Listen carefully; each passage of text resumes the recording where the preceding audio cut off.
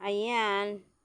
Ang talong kung bagong tanim, may isang bunga, isang pirasong bunga. Wow, wow. Healthy. Ang liit pa niya, namunga na siya.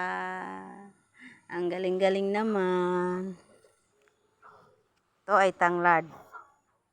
Masarap sa ninaga. Ayan. Tingnan niyo po, ang dami kong tanim. Ayan na nga pong inanihan namin kahapon, oh. Diba? Simento. Simento siya. Tapos ito yung mga lupa niya.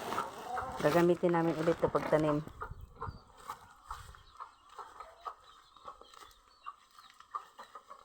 Check ko nga dito kasi hindi ko na ano yung mga tanim ko dito.